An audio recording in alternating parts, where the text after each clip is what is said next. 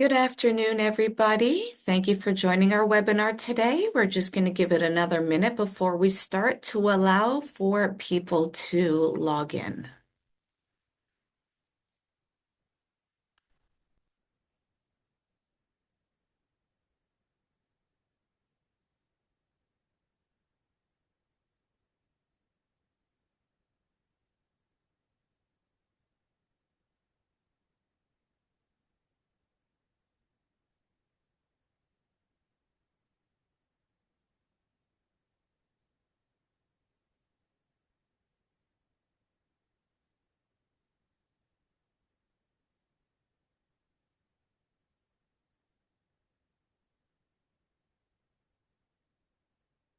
Okay, good afternoon, everybody. My name is Jaime Cruz, and I'm the Public Education Coordinator and Community Manager for the Alzheimer Society of York Region. Welcome to part two of our webinar, where we have Dr. Adriana Shnall that is going to be talking about compassion without burnout and how care partners can prioritize themselves. Before we hear from Dr. Schnell, I am going to share some information with you about how we can keep individuals living with dementia safe in our community, some tips and strategies, and what the Finding Your Way initiative is that all of our 26 different societies are providing to our community so care partners know that their families will be taken care of if they do get lost within the community. So, Finding Your Way is a program that helps individuals who are living with a dementia and their care partners when somebody may go missing for us as community members to recognize the risks and how to prepare when somebody may go missing and how we can ensure that an individual does get home safely. We use a dementia umbrella term to describe a series of different symptoms that individuals experience when they are living with a dementia. We know that there are over 100 different types of dementia and that the majority of them are extremely rare. So you may not actually meet an individual living with the majority of these dementias. However, there are a few that you may be familiar with and that you may actually interact with somebody living with one of these four types. The most common is Alzheimer's disease, which represents closer to 80% of individuals living with a diagnosis. The most common symptom that individuals do display is that memory loss, that short-term deterioration of their memory. This is where we often hear individuals become repetitive with their questions because of the inability to recall due to the deterioration of short-term memory. We see changes with communication, inability to coordinate movement with speech. We definitely see changes of individuals when they are living with what is called vascular dementia, and 20% of individuals are diagnosed with vascular. Individuals can actually prevent the onset of a vascular dementia because it's based on how we take care of ourselves. It's from a series of strokes and it's from a series of heart attacks. It's a lack of oxygen to the brain. So it's about our lifestyle. It's about whether we smoke. It's about how much we drink. It's about our diet. It's about our exercise, about our socialization. These are all things that we do have control over. Lewy body dementia is something that we are hearing more and more about, and we are learning because we are seeing individuals are receiving a diagnosis. Even though the percentage of individuals living with Lewy body is low, there are symptoms that mimic another type of disease that actually individuals living with Lewy body also experience. So Parkinson's and Lewy body share some of the similar types of physical deteriorations with the tremors that an individual experiences with Parkinson's. An individual with Lewy body may share similar physical symptoms, deteriorations. We see individuals with Lewy body dementia experience hallucinations and delusions as well. Body deterioration with physical movements as well as slurred speech. Frontal temporal dementia, we are definitely learning more and more about because when an individual, especially in the celebrity world, has been diagnosed, it brings great awareness to the community. So we've learned that individuals like Wendy Williams or Bruce Willis are living with frontal temporal dementia. And again, like Lewy body, there is a lower percentage of individuals that are living with frontal temporal dementia. There are some symptoms that individuals with frontal temporal definitely display, as individuals are often younger with a diagnosis. So what we see first and foremost with the frontal temporal is that individuals are showing changes with their behaviors. It's the inability to understand the consequences of one's actions. So it's they see something, they want it, they take it because it's theirs. It's the inability to understand that they are no longer able or they are not able to walk out of a store without paying for something. They are having difficulties with expressing themselves. If you are interested in learning more about any of these four types of dementia or of the any other types of dementia, you are more than welcome to reach out to our society at York Region or any of the societies that you are close to.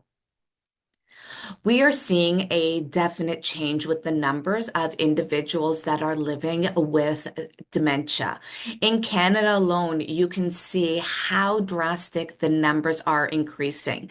Even between 2024 and closer to 2050, we see that there are over 700,000 Canadians alone that are living with Alzheimer's disease or a related dementia. And in Ontario, we have over 300,000 individuals, and you can see the increase of individuals by the year 2050. There are some medications that are prescribed for individuals that are living with a dementia, but these are not cures. This medication is often prescribed to assist with certain symptoms that individuals may display. Not everybody is going to respond to the medications that are prescribed, but hopefully by the year 2050, there will be a stable medication to help with an individual's progression with dementia. We know that unfortunately, individuals often go missing within a familiar area, and that 6 out of 10 individuals do go missing, and that if they are not found within 24 hours, that unfortunately there's an increased risk that they may not be found alive. So the Finding Your Way program is how to identify that somebody in your community is living with a dementia. If they are lost, how do you identify? And I'm going to cover some things that you can look for as to how you can approach some strategies. Why do individuals go missing is because they become restless within their day to day. Their routine has been changed. They might have been engaging in some interests, some routines, and that might have changed with the onset of a diagnosis of a dementia. Oftentimes, people are looking for things to do and they do get bored. So it's not that they are trying to leave the home, but what they are trying to do is to find something to occupy themselves, because once upon a time when they were working or they had some hobbies that they were engaged, and now they might attribute to leaving the home, whereas as a care partner, we might not read those symptoms, those signs as quickly, and an individual may leave the home. They are looking for something or someone from their past, maybe trying to go to work, looking for somebody that they once engaged with. Oftentimes, we see individuals that become anxious. They need that physical activity.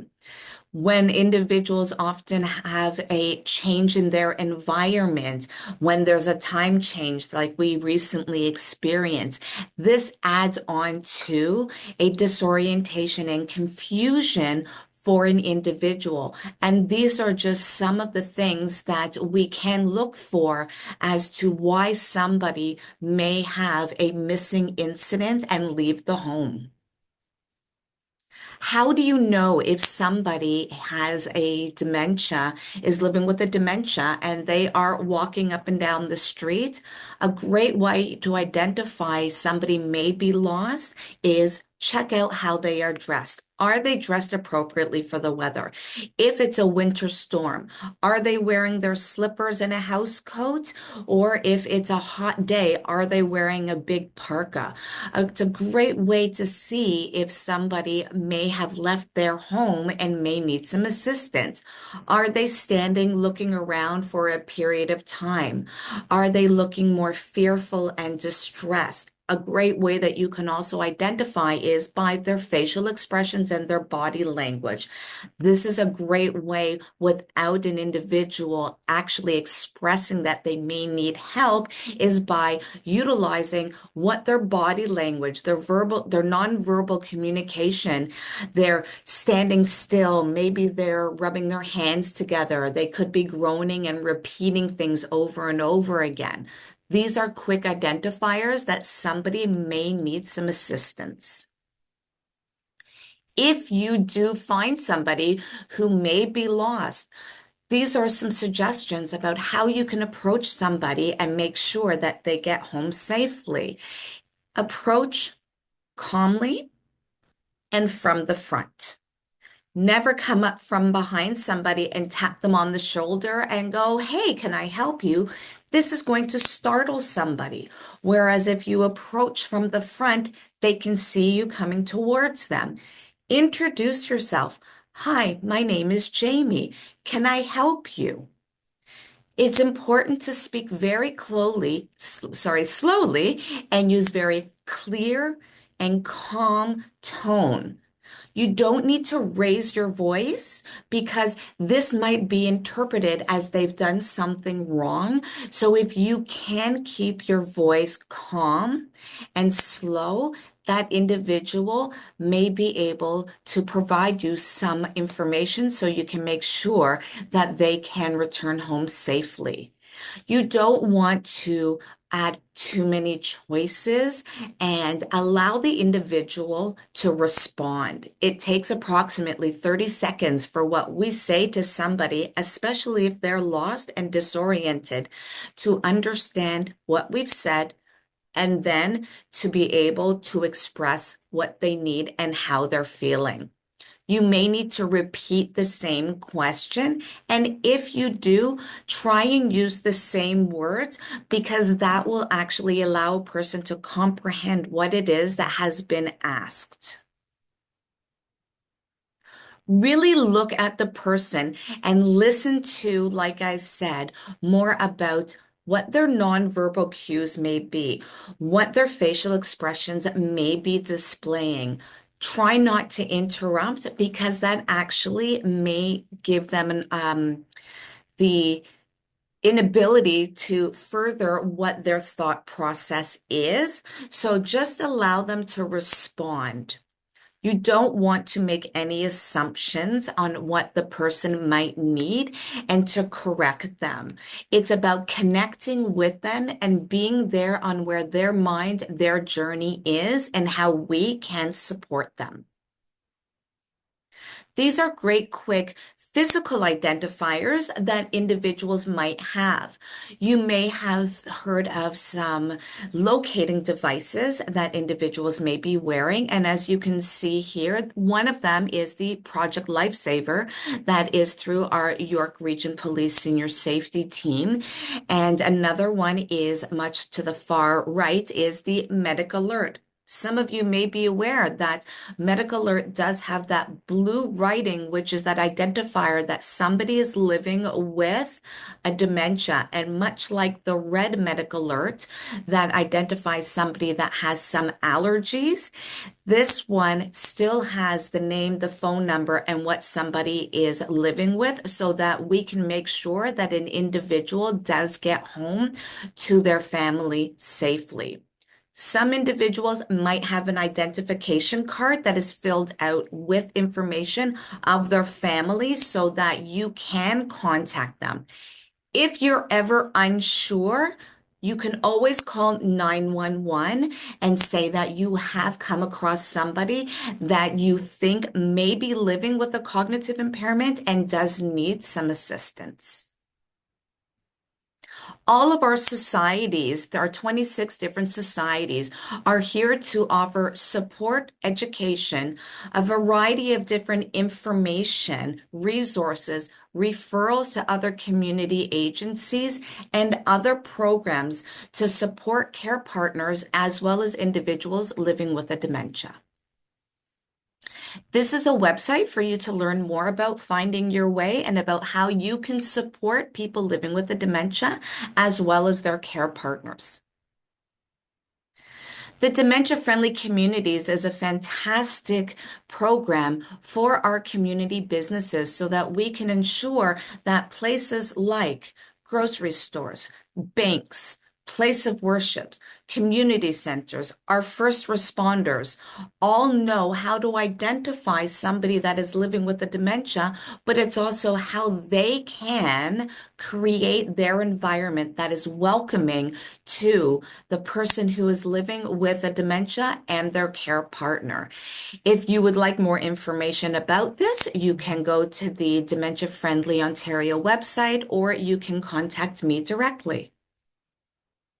And this is just my contact information. If you would like to be contacted to any of our societies or learn more about what the Alzheimer's Society of York Region can do. So now I am going to introduce Dr. Adriana Shnall, and I am going to read to you her bio so you can understand more about her and why she is so phenomenal in her practice. Dr. Adriana Shnall, PhD, MSW, and RSW, serves as the program director of the Koschitzky Center for Innovative and Family Caregiving at Baycrest in Toronto. With over 30 years of clinical experience, Dr. Shnall has made significant contributions to the field of gerontology, working with older adults and their families across various settings, including outpatients, community services, long-term care, and inpatient services. Her extensive experience is dedicated to improving the lives of older adults and has earned her prestigious recognition, such as the Baycrest Outstanding Innovations Award at the Stephen Herbert Awards in Excellence in Education. In addition to her clinical work, Dr. Shnall is an assistant professor at the University of Toronto. She teaches graduate courses related to caregiving and aging and health. Through her ongoing efforts, Dr. Adriana Shnall continues to make a difference impacting the lives of older adults, their families, and professionals who serve them, ensuring the quality of care and support available to the population and continuing to enhance and improve. So, without further ado, I'd like to introduce Dr. Adriana.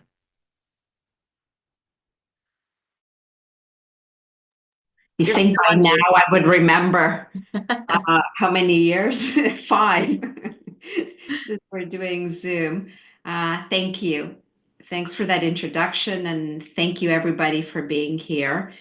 Today's part 2 of the presentation that I did on March the 5th, but do not fear if you weren't there. This is a very separate presentation that whether you attended or not, you'll still be able to be part of. So can everybody see the slides? I would assume that's a yes. If not, Jaime would say something. Um, and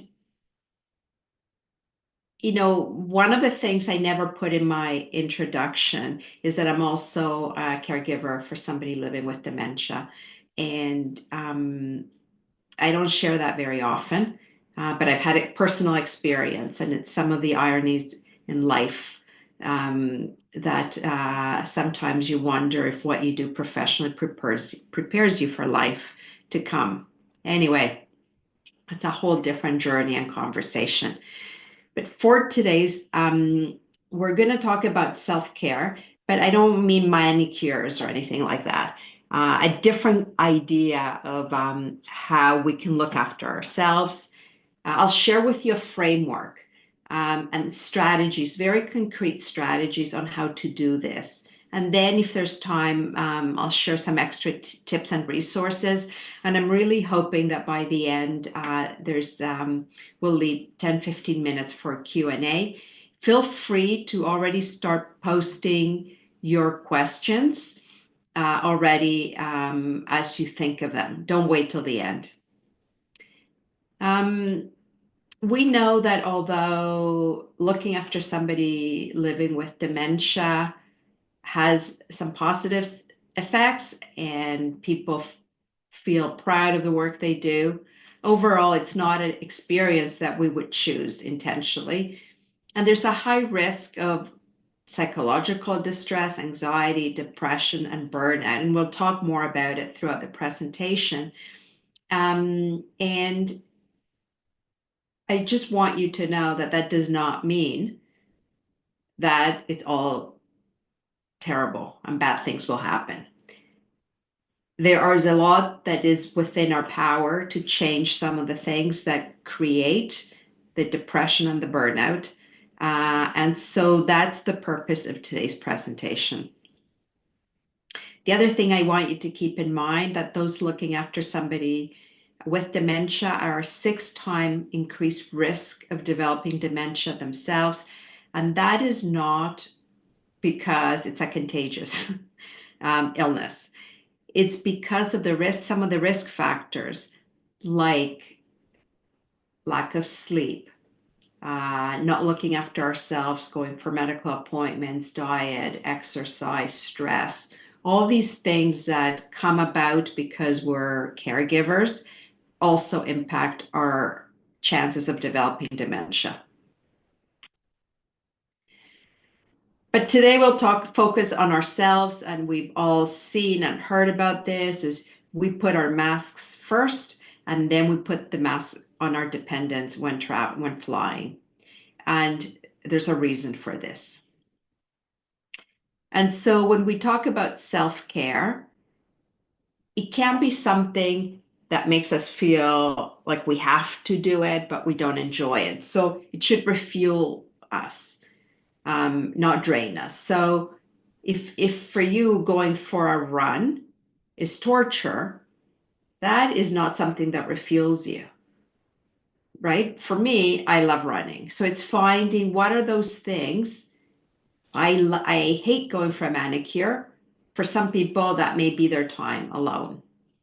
It has to be something we want to do. And it's not selfish. We cannot pour from an empty cup. We've all heard that. And it's something that we need to do it. There's no choice about it to take care of ourselves. And I was last week at the office and my computer was giving me trouble and I couldn't log on and I was just so frustrated. And I went to the IT department and I said, here, deal with it. It's like I've had it. And they said to me, how often do you reboot and turn off your computer and start it? And I go, I don't know, once a week, once every few weeks. And they go, you should do it daily. Just like you need rest, so do computers. So get into a habit of at the end of your workday, plug it off or turn it off or do whatever because it's the best way to keep it running properly. So we should learn from computers. You also need to plan for self-care. It doesn't happen automatically. Um, Put it in your schedule. It's very individual. What works for me doesn't work for you, and vice versa. And it needs to be something realistic. So just because I'm done at work and I feel, or with caregiving, or whatever our issues are, we can't just go take off and be away for 2 weeks. So although that may be lovely, it needs to be something that we can all do. And what I want to share with you are some things that are more emotion. How do we emotionally and psychologically manage um, our mood, our thoughts, our feelings, so that we can help ourselves feel a bit better? So, one is through self awareness, and I'll explain these in turn. One is what we call self regulation, which is our ability to manage our reactions to stress, because we all experience stress, but how do we manage it in a way that it doesn't make us angry? And self efficacy is the ability to manage our reactions to stress and emotions. And so I'll give you an example of these things. So self awareness is just knowing who we are, basically. And that's easier said than done. But I'll share some things with you. For example, I'm very aware that somewhere in my mind, I think I can do it all and I'm superwoman. And then I get so frustrated when I can't do it all. And I'm so angry with myself. That's self sabotage, really. But I'm very aware that this is an issue for me that I need to work on. And having that self awareness helps me when I get stressed. And it's like, Adriana, why are you doing 20 things and say yes to everything? Right? So having that knowledge about who we are as people. Also knowing, are we the kind of people that just everything becomes our problem? Or the kind of people where like a Teflon personality where nothing faces us. And most of us are somewhere in between, but knowing where we fit in into these categories makes it easier for us to know ourselves and learn about how we'll react to things. But before we can deal with some of this stress, we need to be able to recognize what we're dealing with. Um, and some of common feelings are denial, depression, irritability, anger, anxiety. And a lot of people will say, I'm not depressed, I'm just irritable. Everything triggers you.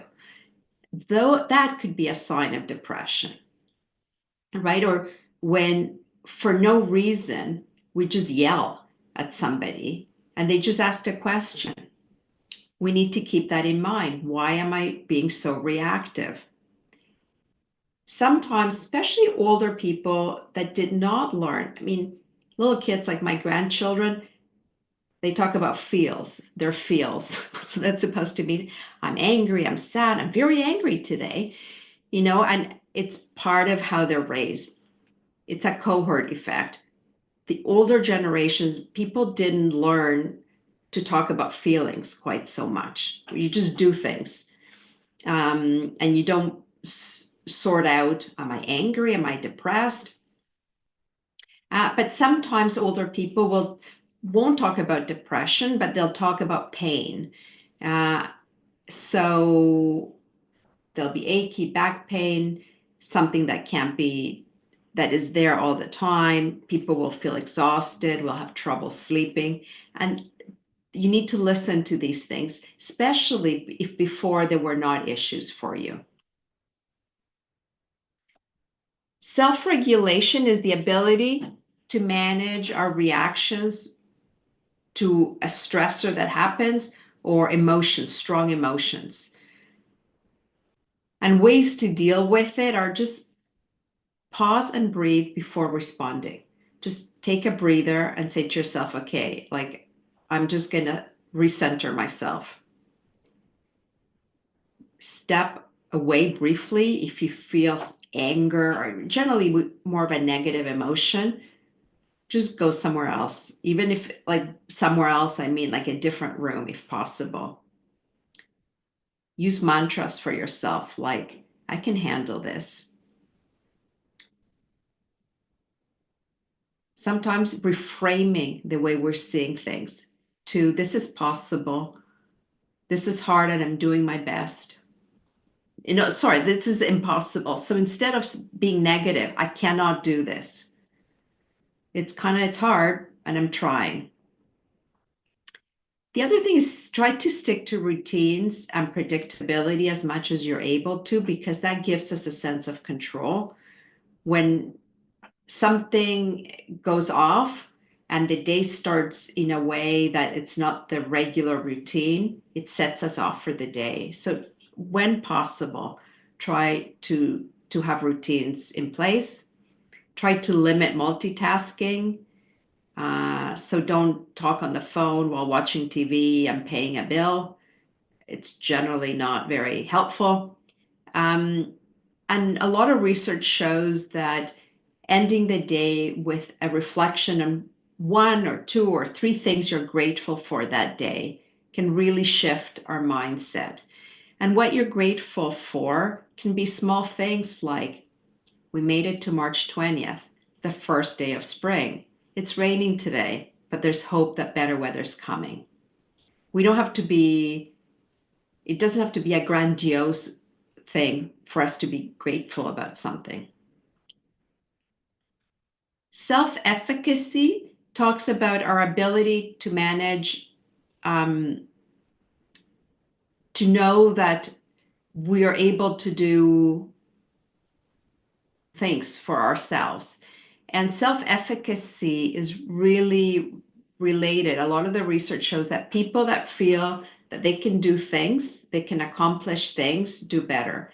And so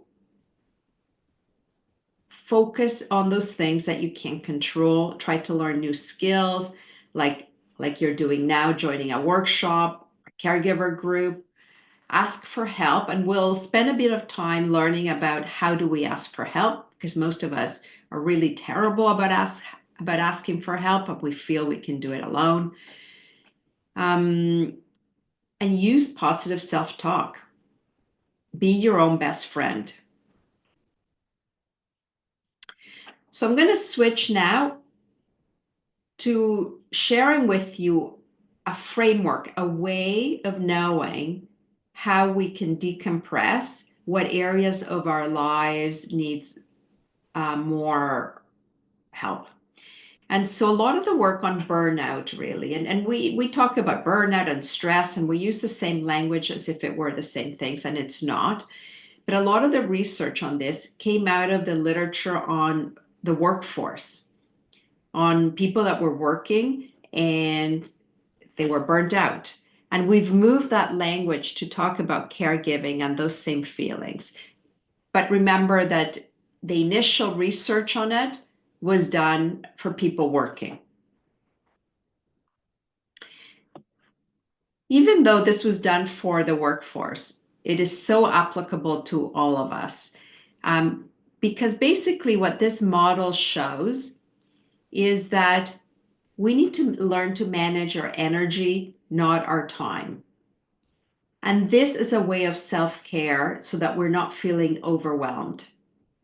So when we talk about time is, we only have 24 hours a day. But when we talk about personal energy, that is renewable. It's what fuels us. So we're going to talk about shifting our mindset to talking about our personal energy. How do we create more energy for ourselves? And there are basically four sources of energy. There's physical, mental, emotional, and spiritual. So what I want you to do now is I'm going to read, there's in each of the four categories, I'm going to read 4 sentences each, and you tick each sentence that applies to you. And then at the end of it, we're going to add up the numbers and I'll share the score with you. So any of these sentences that speak to you, tick it. So I don't regularly get at least 7 hours or 8 of sleep. And I often wake up feeling tired. And if that's you, tick it. I frequently skip breakfast or I settle for something that isn't nutritious. I don't work out enough, meaning mostly cardiovascular training at least 3 times a week and strength training at least once a week. And the Canadian guidelines are 150 minutes of exercise, cardiovascular exercise a week. And I don't take regular breaks during the day to truly renew and recharge. I often eat lunch at my desk, and you can apply that to eat lunch on the run if I eat it at all. So count how many points you have there. That's your physical you. Now we're going to go to the emotional part of us. I frequently find myself feeling irritable, impatient, or anxious at work. And again, replace that at home, especially when work is demanding, especially when things at home are demanding.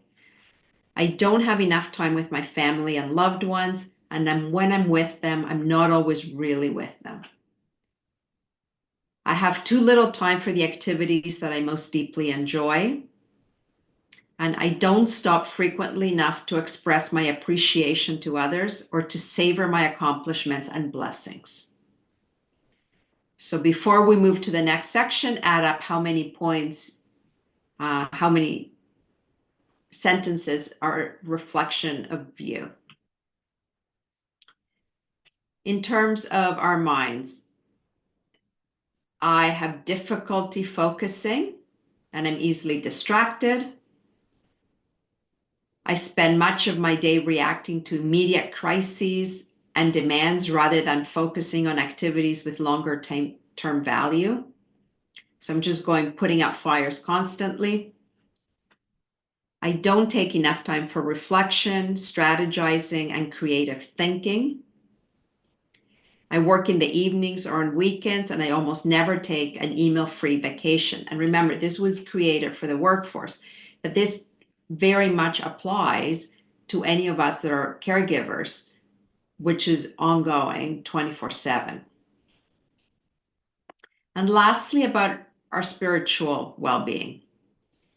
I don't spend enough time at work doing what I do best and enjoy most. And you can move that to I don't spend enough time at home doing what I do best and enjoy most. There are significant gaps between what I say is most important to me in my life and how I actually allocate my time and energy.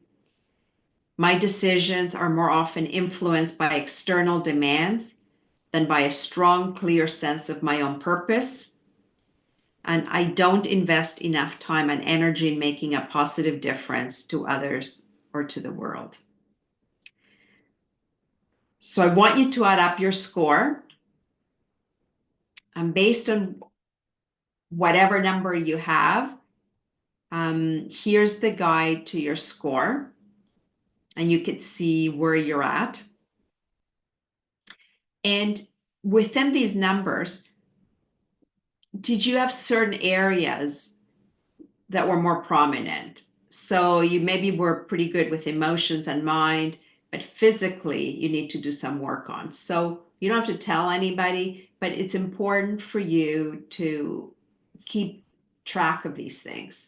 And because we can't fix everything and work on every area of our lives at once, but even if we can pick up one thing, even if it is, you know what, I'm realizing I'm not getting any exercise. I need to try 150 minutes a week. Even if I start with 10 minutes a day, that's moving in the right direction. So I'm not here to preach about the importance of nutrition. But we all know physically that nutrition, exercise, and sleep are also correlated with decreased self-care. It affects our energy levels, our ability to manage our emotions, and ability to focus. And so really important that we focus. And some of these things are more, some stress we can't control. But our ability to perhaps make an easier or better choice in our nutrition, some of the time is better than nothing.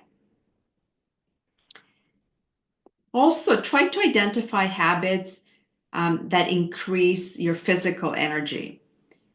Go to bed earlier. Take brief but regular breaks. It's not really, and again, your work day, when you're a caregiver 24/7, that's your work day. It's not so much about the length of time that you take off, but it's about the quality of the break. So when my partner goes to take a nap and I just take a bath, as opposed to scrolling through my phone, taking a bath at that time is more rejuvenating for me than just scrolling through social media. Some signs that we're tired and stressed is we feel restless, we yawn a lot, we are hungry, and we have difficulty concentrating. And this is a picture of me doing my favorite thing in the winter and the summer and the spring. I go running in the trails. And for me, I'm never sure, is this for my physical body or is it for my mind? And I don't care which one it is because I'm taking care of both. But for me, is I found this is what refuels me. I'm not doing it because of exercise. I'm not doing it because it's good for my mind. I truly feel at peace in the forest. The other thing is, I'm sure most of you have heard about the circadian rhythm. This is a natural ebb and flow of our bodies through our hormones where we have more or less energy. And it's really important not to fight nature. For most humans, at about 10, 11 o'clock, we get tired. And that's not to say that there are night owls and the early birds, and there's some evidence that it's a genetic component. But know what those are. If you're a night owl and you go to bed late, try to sleep in a bit more because we still need so many hours of rest. This is a time where we tend to make more mistakes if we were up doing things. At about 6 or 8 a.m., there's a secretion of cortisol. Our bodies start working.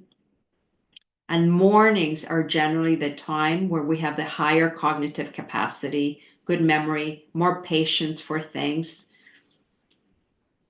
This is where you do the most difficult tasks, if possible. Those tasks that you don't like, that take more brain power, try to do them when you're most alert.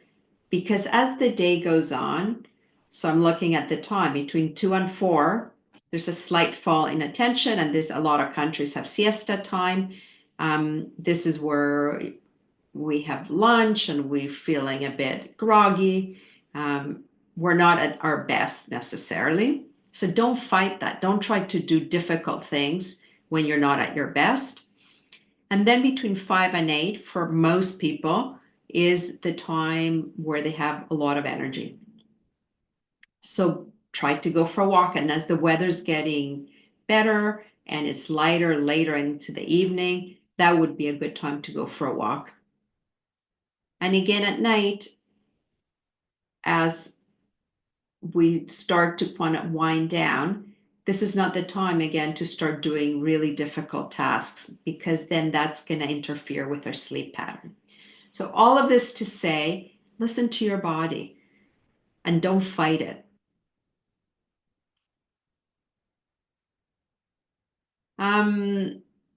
So how well can we focus on something? And again, remember, I'm sharing all of these tips because I think this is all part of self-care. Self-care, as I said, is not about getting manicures necessarily.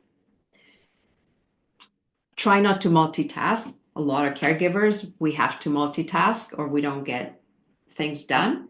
But just know that it reduces your ability to do things well. Identify each day before finishing your day the most important challenge for the next day and make it a priority. So know what needs to happen versus what it would be nice to do. Deal with that first thing. Automate as many decisions as possible. So is it Stephen Jobs from Apple that wore the same outfit every single day of his life? That wouldn't work for me, but it does make life easier if you know what you're going to wear, and it's one less decision to make. When you're able to, try to delegate. Don't try to go it alone. Try not to make decisions when you're tired or hungry, and try to simplify your life. The other thing is, and again, as I hear myself talk, I'm thinking, yeah, easy, very easy to say it, hard to do. But those that feel they have purpose in life tend to feel more positive. And trying to figure out what's my purpose in life. Why am I here? Making meaning out of our lives is very helpful for most of us. In terms of work, and again, think of caregiving as work. It's unpaid work, but it is work. And this is why we don't like using the term informal caregivers, because there's nothing informal about what people do for their relatives. It is work. Try to delegate some of the things that drain you and focus on those things that you enjoy more or that you're good at. So if you cannot do banking and it stresses you out and tax season is coming and your son can do it quickly and doesn't mind doing it, don't fight it. Just give him all the paperwork and let him do it. And focus on those things that you know you're good at or that you don't find as stressful. And find your optimal way of being. Do things and activities that you enjoy.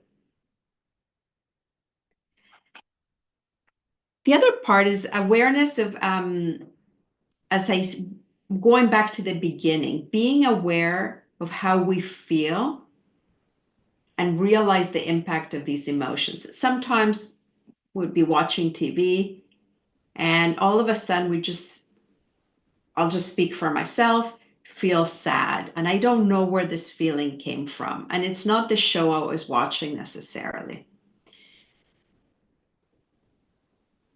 You don't have to figure out, why am I sad? How do I get out of being sad? But just even being aware of how I'm feeling sad right now. And I just am feeling a bit lethargic. And that's how I'm feeling right now. Just being mindful of that makes a huge difference to how we react to it instead of fighting it. Also recognize what emotions and events trigger you. We all have our triggers. Know what those are. And sometimes when we're about to lose it, box breathing is one of these techniques. It's kind of a trick that you can keep, that when you feel like, oh my God, I can't deal with this anymore. Slow yourself down. Count to 4. So let's try it now. Breathe in for 4 seconds. So we're breathing 1, 2, 3, 4. Hold your breath now for 4 seconds. 2, 3, 4. Breathe out for 4, 3, 2, 1. And hold your breath for 4 seconds. 3, 2, 1. And there's nothing magic about 4. If 4 is too hard, do 3, do 2, do 6. But just focusing on your breath, because what happens is your whole being becomes focused on your breath, and your monkey brain doing all these things kind of starts focusing on breathing. And so it just kind of breaks the pattern of how our thoughts that are kind of feeling out of control. So try, and there's many different breathing techniques. This is one of them, or just count to 10. The other thing we can do is try to increase our positive emotions. Even things like express appreciation to others. You see your neighbor. I'm so happy to see you. Thank you so much for shoveling yesterday. I know I have a small driveway. I just so appreciate that you do this. Any small thing, say thank you to people. People really appreciate that. But more importantly, we feel good about acknowledging those people. As I said, gratefulness, attitude matters. And we'll spend more time on attitude and self-talk and reframing. And there's a really good website. It's called The Fountain of Health, which has all kinds of techniques and ideas around how to help ourselves physically, mentally, emotionally. When you log on to the website, there's one path for people, generally older adults, but it could be anybody. It's really great. It's evidence-based. A lot of research went into it to share with the public what works and what doesn't. And then there's a side for healthcare professionals. Okay, so this is what's so hard about these webinars, that I'm just talking, and I don't have an opportunity to check in with you. But if there are any questions or anything, please ask them. So I'll focus on these areas to teach you and share with you techniques on how we can use self-talk to help ourselves, how we can change perspectives. We'll talk a little bit about both and thinking, how we set boundaries, how we could be better, more compassionate with ourselves, how to use imagery to help us, and how we ask for help. So self-talk. Sometimes the way we talk to ourselves is a way that you'd never talk to anybody else. So when you're saying something to yourself, like, I can't believe it, I never do anything right, I screwed up again, I can't, and I lost it. Pretend that you're your own best friend. Would you talk the way you talk to yourself with anybody else? I mean, you wouldn't. None of us would. So why can't we say to ourselves things like, I'm doing the best I can, or what I'm doing would be hard for anyone. I'm not perfect, but that's okay. I can't control some of the things that happen. Sometimes I just need to do what works for right now. So be thoughtful about how the kinds of things you say to yourself.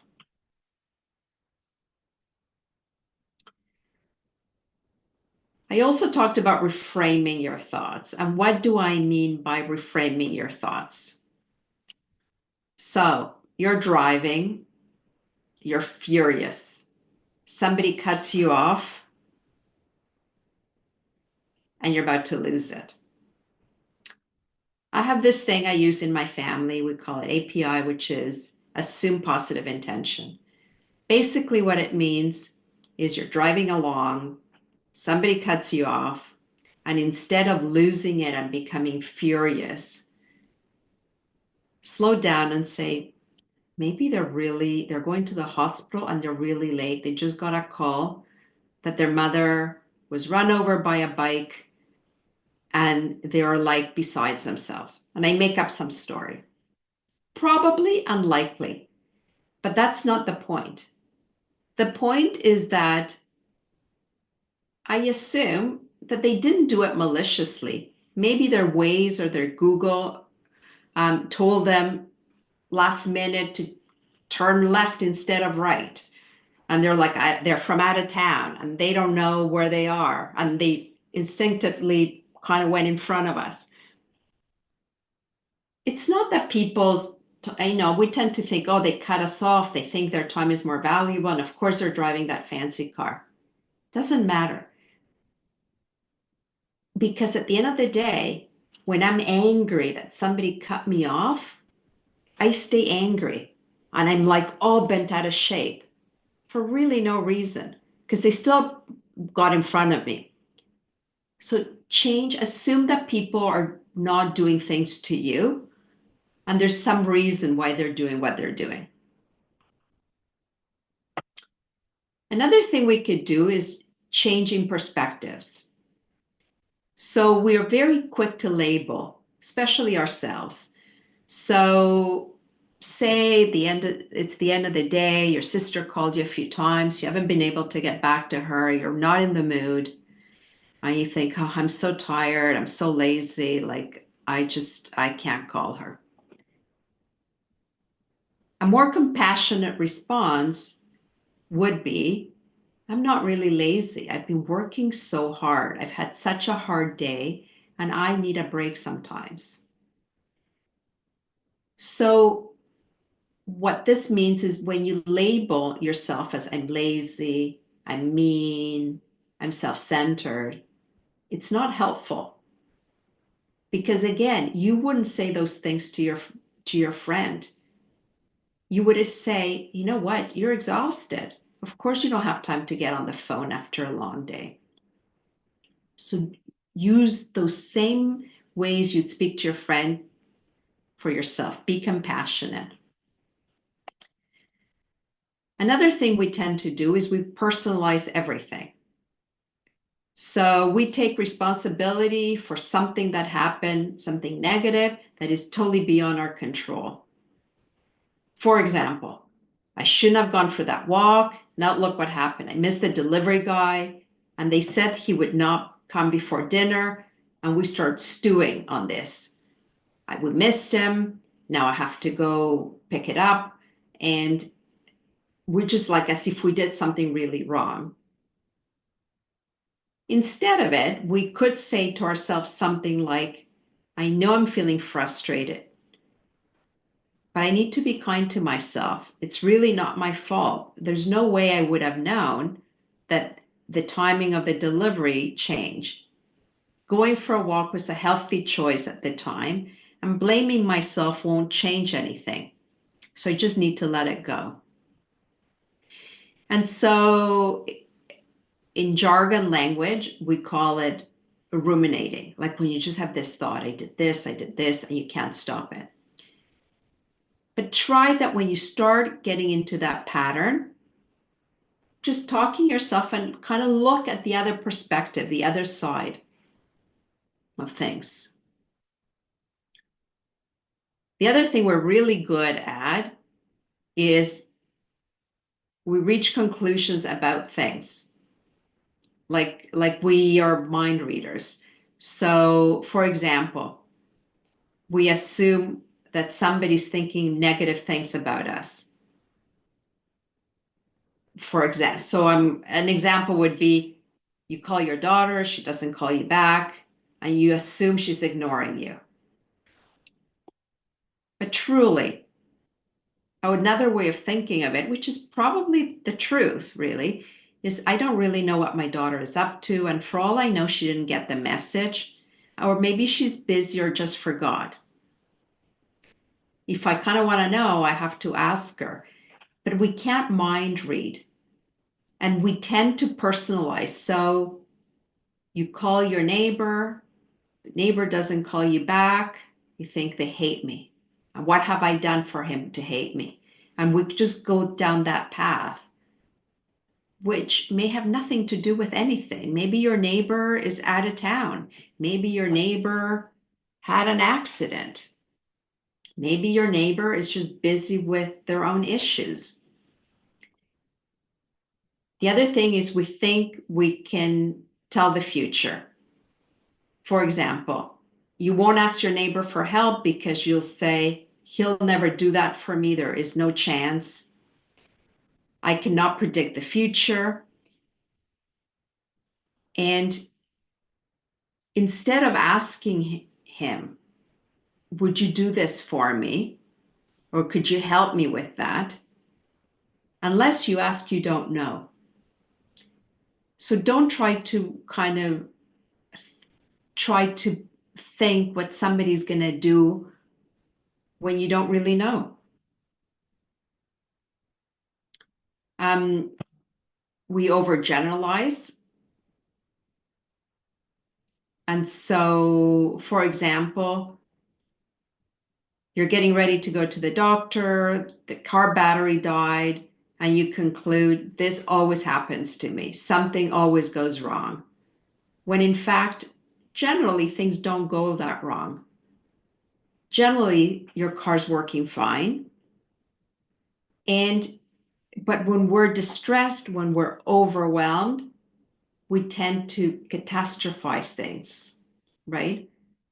So let's try to put things in perspective. Also, we tend to discount the positives. For example, you might not allow yourself to feel good about a meal you prepared for your family. And you go through the trouble of preparing this nice meal, and then you put yourself down and think, oh, I should have done better. Looking after someone all day and then getting dinner ready for the family is not easy, and it takes courage and strength and compassion. And we need to be aware of those things. And we need to tell ourselves those things. The other thing is practicing both and thinking. It helps to think both and rather than in extremes. So I'm doing my best to care for my partner, and I also need to take care of myself so I can keep going. Or it's okay to feel sad about what I've lost, and I can still treasure the moments we have now. And the list goes on and on and on. So it's not either or, but it's I can feel sad that my partner has dementia, and I'm so happy about the fact that I'm going on a trip. Set boundaries with people. We all need time to recharge. And you can say, people, I need time for myself. I won't be available for calls after 8 p.m. Or I can help on weekends, but I cannot do weekday appointments. Tell your family members what you're able and not able to do. It's okay.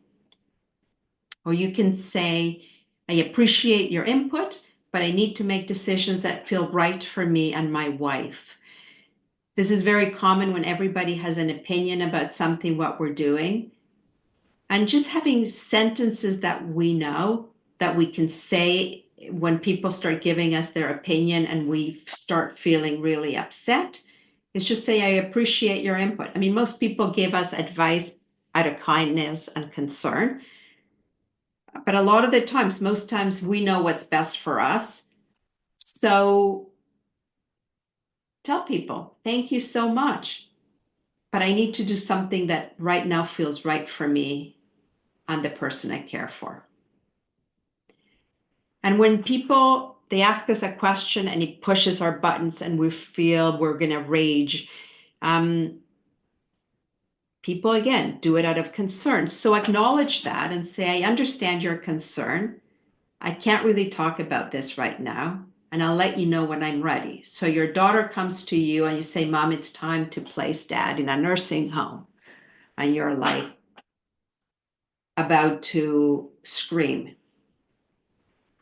It's okay for you to say, not right now. We'll talk about it later or when I'm ready. Use imagery that moves and speaks to you. For me, years ago, I was able to climb this mountain in Yosemite Park. It was really hard. I was very afraid, and I did it. And I keep this picture by my computer because when I think I cannot do this, it reminds me of a time when I thought I can't do it and I did it. And so we all have those moments in life where we feel when we know we accomplished something. Keep that close to you, your fridge, wherever it is that you see all the time. And remind yourself that you're more capable than you give yourself credit for. So, asking for help. This is a hard one. Um, People find it difficult to ask for help, and people feel they should do it all themselves, and they feel like no one will help even if they ask, and they feel that nobody can look after their person or they can have the right to ask.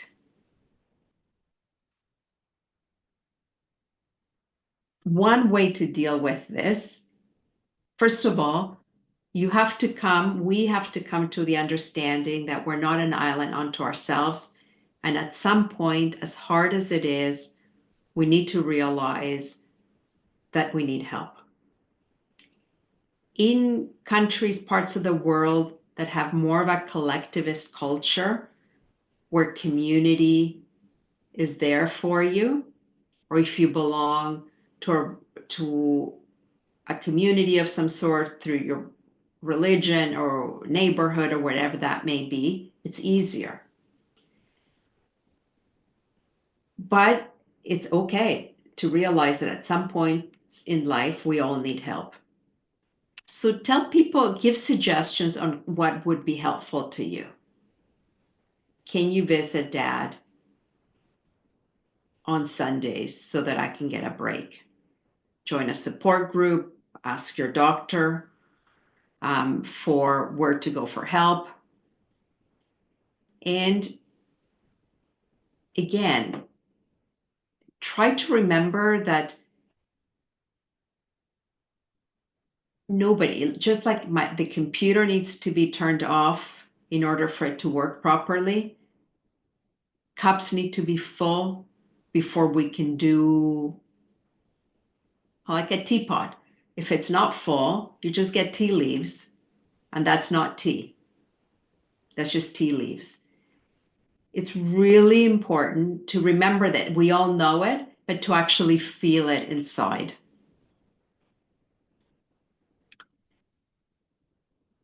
So here are some strategies on how we can reduce stress and replenish ourselves. Take time to relax. Like I said before, be planful about it. Just, if you get to 5 p.m. and this is starting to be a super busy time and you're exhausted, tell yourself today at 8 o'clock, I'll try to do this for me. Do something again that you enjoy. No point in doing puzzles because you heard that it's good for your memory. If you hate doing puzzles, try to read. Again, no multitasking when at all possible, one thing at a time. Keeping a list of what to do reduces our stress and helps us. Have your list for the day. And when you see how much you've accomplished, be proud of yourself. And a lot of days you won't have accomplished much, but it's not true. You may not have accomplished those things that you had on your list, but looking after somebody, that's an accomplishment in and of itself. Journaling has been found to be very, very helpful for our well-being. You don't have to go long, you don't have to write a whole story, but even just some thoughts, because when we see things on paper, sometimes we're able to see things more objectively, and that is helpful. Try to see the humor in things, even horrible things. There's some things are funny. And I'm sure we all have a lot of examples about that. And I don't know if you know, it's out of the States, and Seth Rogen, who's a Hollywood actor, his mother-in-law has young onset Alzheimer's disease, and he started this charity. It's called Hilarity for Charity. And a lot of the work that they do is really around using humor. And they have a lot of Hollywood and actors that support them. And Bruce Willis' wife she does talks as well. Anyway, it's an interesting place to check because they really are tackling self-care through humor. A lot of the work that they do is kind of life sucks, and like there's some funny things about it, and the funny things help us cope. Anyway, it's really, I think, a very original, different, and effective way of, as I call, muddling through life. Again, I can't say this enough, and I know it's hard, but try to eat right, exercise, and get proper rest. The other thing that helps with our stress is knowing about the effects of dementia. So, for example, uh, your partner forgets that it's your anniversary and you are so angry. You know, after 40 years together, I cannot believe that you cannot remember why today is special. And especially in the earlier stages of dementia where you're trying to learn about the illness. And then, so your partner forgets, you're really upset, you feel hurt, and you specifically feel hurt because then your partner says to you, "Oh, do you remember? Today's our neighbor's birthday." And you're like, "How is this possible? How do you remember the neighbor's birthday and you don't remember our anniversary?" And this is the thing about dementia, is that a lot of the things people remember and don't remember are random. We think we understand and we don't. And we start thinking, why did he forget about this fact that I thought was so important to him and to us, and remembers this trivial bit of information? That's part of the illness. Or things like, we'll say, well, he's in denial. He doesn't, he's pretending he's fine. Where in fact, a hallmark of people that, for example, have Alzheimer's disease is that they don't have insight into their difficulties. They realize they have a problem, but they don't realize the extent of their problems. We, as an outsider, as caregivers, can see it more clearly, but they can't. So they're not doing this to us. It's part of the illness. And when we learn what's expected, what's normal, people are not doing this to be hurtful. The people we care for are not being nasty. Or for some people with some types of dementia, for example, people lose their empathy. Their frontal lobes start shrinking. And so you come home and you say, the doctor told me that I have cancer, and your partner says to you, what's for dinner? And you are so hurt. You've been doing so much for this person, and you come with something that's really important to you, and they care about what's for dinner. They're not, this is the illness. And knowing what the illness, what parts of the brain are affected are really important, because it helps us understand that they're not doing this to be nasty to us. It would be no different if somebody had cancer and they need pain medication. We don't question why they have pain and why they need medication. We know that that may be part of the illness. And this is what's so hard about being the caregiver for somebody with dementia, is that it's not predictable. And sometimes people can be very kind and loving and the next minute not. And we personalize things because, like I said before, a lot of us tend to take things, it's about us, but it's not about us. And so knowing about the dementia will make the journey a lot easier. So recognize those things that you have control and that you can change, and some things you can't.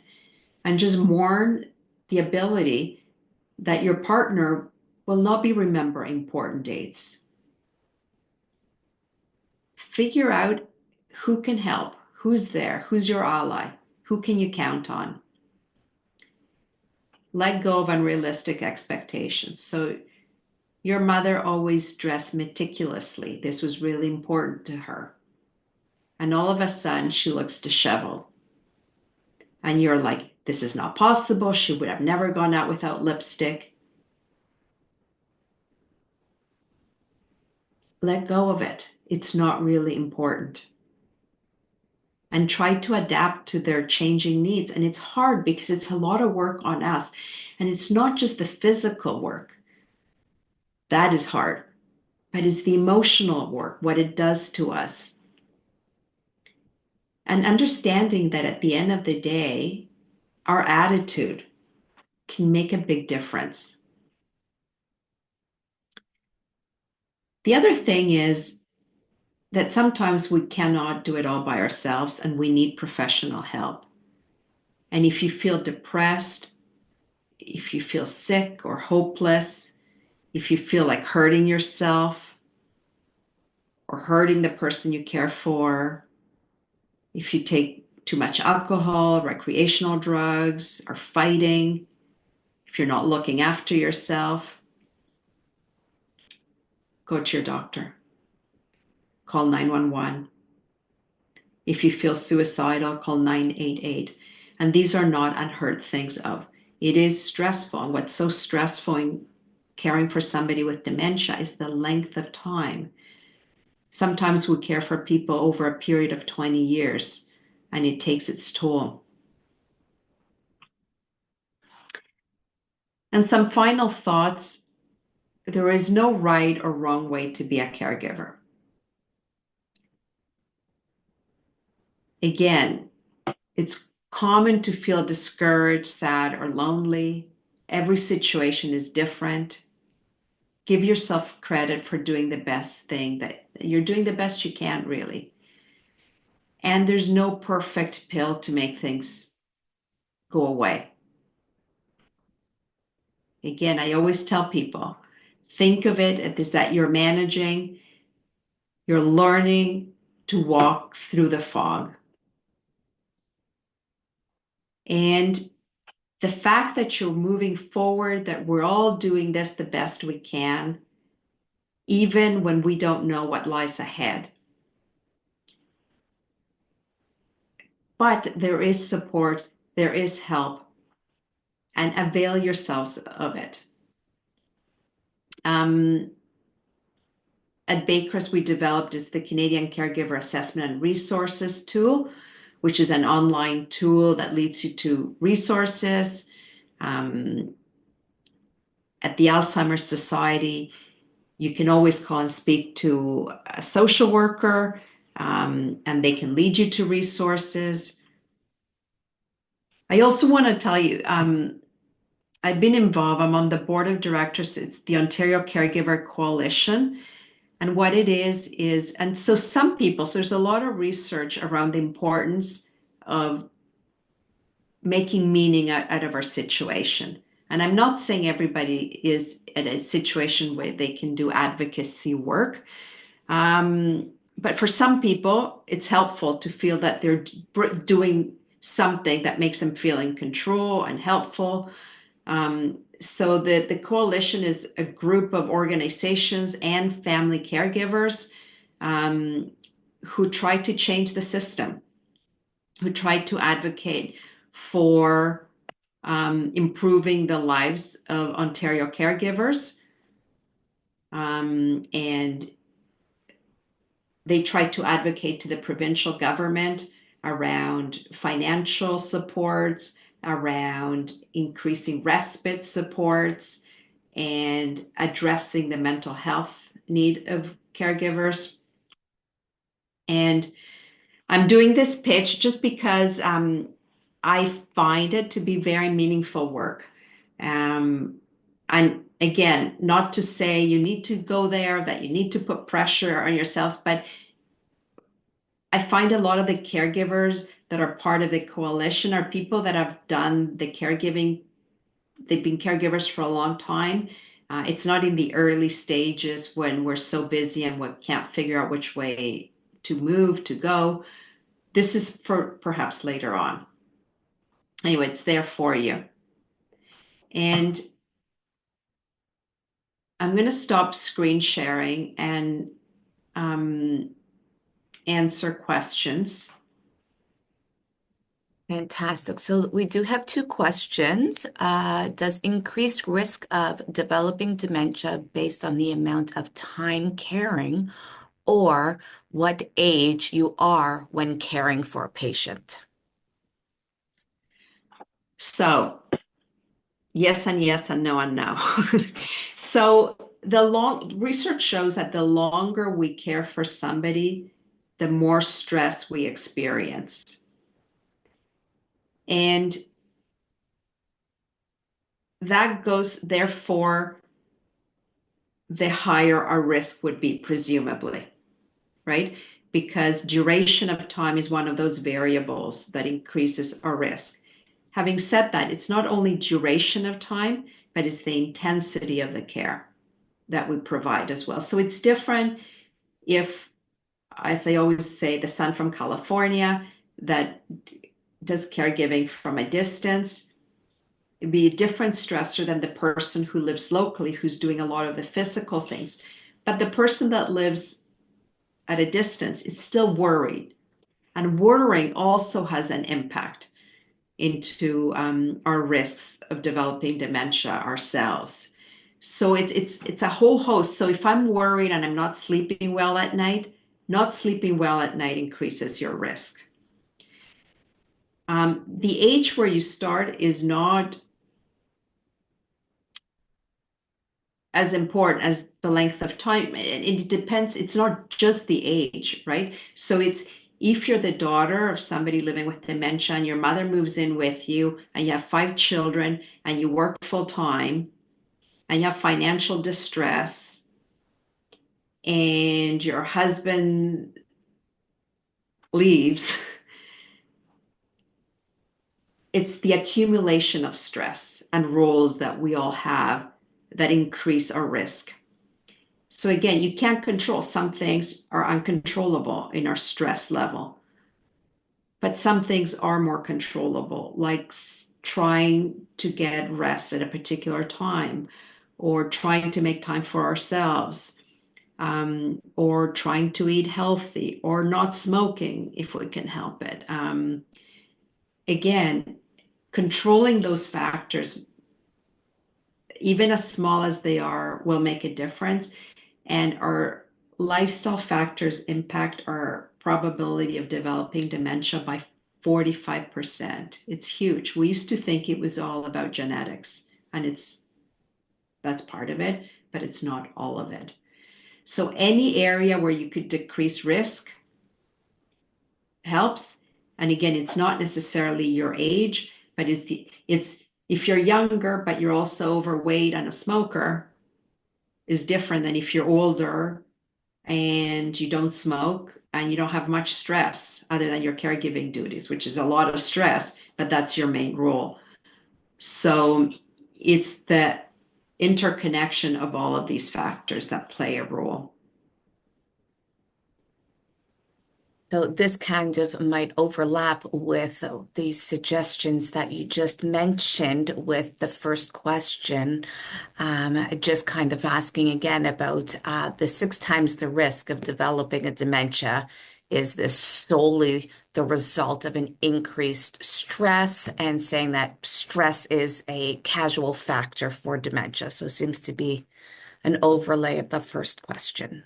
So it's not solely stress. And we don't know because it doesn't, we truthfully don't know all there is to know about this topic. And is it stress? It's the consequences of stress. A consequence of stress is that I may smoke more than I normally do, or I may drink more alcohol because as a way to de-stress. A consequence of stress is that I isolate myself more.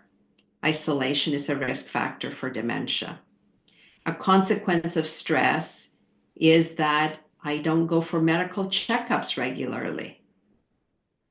A consequence of stress is that I may feel depressed.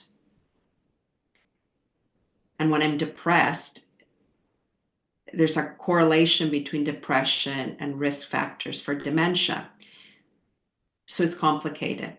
And it's stress alone won't do it. I mean, there's a lot of, we talk now about precision aging, precision medicine. We're an N of one.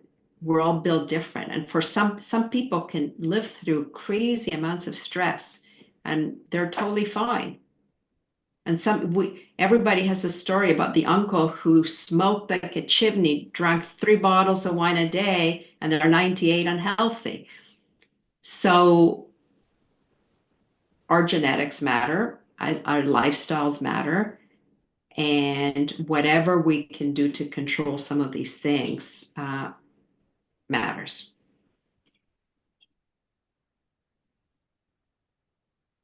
Are there any other questions? I just, I wanted to say that, you know, when I hear in this modality of webinars, it's really strange because we tend to hear, when I talk, I hear myself more because I'm in my room, in my office by myself, just talking, right? And and I think sometimes to myself, we teach, we talk about ways to help ourselves. We talk about techniques and, and things we can do to think, reframing our situations. Um, Sometimes, I tell people, write a list of things that you could do in a minute. So even when I'm really stressed, I have a window in front of me, just looking out and I see a bird. That could be self-care because sometimes all we have is a few minutes or a minute or 30 seconds to refresh ourselves or to kind of, when we're feeling stressed, it's hard to go for a walk because the person I care for may not be able to be left alone, right? So I don't want you to think it's all or none. Either I have time to myself, go for a walk, call a friend and do this or this, or forget it. I had a client who said to me that she kept a book with ideas. If I have a minute, if I have 5 minutes, if I have 20 minutes, if I have half a day, right? Ready to go. Because even sometimes somebody comes and says, you know what, just go, I'll stay with dad, right? I'm lost. Like what I really want to do is stay in bed and read a book. But I can't because if I stay and read a book, he's here. I'm not going to be left alone. So have strategies, things, and you know yourself best. Have strategies that you know help you. And again, don't minimize the 1 minute kind of things. What can you do? Breathe. Box breathing, 4, 4, 4, and 4. Breathe in for 4, hold for 4, breathe out for 4, hold for 4. Those things help. Wash your face with cold water. Sometimes when you're stressed and you're just feeling upset, splash cold water. We know that that decreases your heart rate and that helps us maintain control. So again, don't look at it as I must go for a spa to look after myself. Spa would be lovely, but don't always have that time. So somebody's just saying thank you very much for providing this helpful webinar and that they really appreciate the suggestions that so many care partners are going through with so many struggles. So there's a thank you for that. And then I think we'll end off with this last question that just came in. How can I help a caregiver who doesn't seem to want any help and expects to do it themselves, but it seems that they will burn out? Well, people have to learn, people have to lead their own journey. I mean, you can just say things like, I'm here for you. If you ever need me to take the dog for a walk, well, give suggestions of the kinds of things you may be able to help with. Um, or, but don't take it personally. Again, all you can do is try, and people are not ready until they're ready. and something will give. There will be a crisis, there'll be something that will shift. And when that thing shifts, or somebody will get lost for the first time, something will happen, then the person may be more likely to take you up on it. Offer, Mom, can I vacuum today for you? Like, would that make things easier? Give suggestions of some things, because a lot of people say, oh, how can I help you? And people don't know. It's like, you want to say, you know how you can help me? Take your father and let him live with you. That's really how you can help. You know, people um, sometimes don't know what kinds of things that they need help with. So, and be there and don't push. And if you feel they're saying no and they kind of keep you away, say, I get it, but you know I'm here, and just keep being there, calling, being supportive. Thank you so much for all of your great suggestions as I'm jotting down a lot of things on my end and what I can do for myself and for people that I support. So I hope everybody also was able to get some suggestions to support somebody that you may be caring for, or that you can share these strategies with somebody else who may be a care partner. Thank you so much, Dr. Shnall, for taking the time and sharing your wealth of knowledge with us. And everybody, if you have the opportunity, tomorrow you will be getting a survey. If you could take just 4 minutes out of your day just to answer the survey, it would be greatly appreciated. And I will be sharing the results back with Dr. Shnall. So I know that she's always eager to hear feedback from people that do join her webinars. So thank you all so very much, and I hope you all have a wonderful afternoon. Be well, everybody. Bye.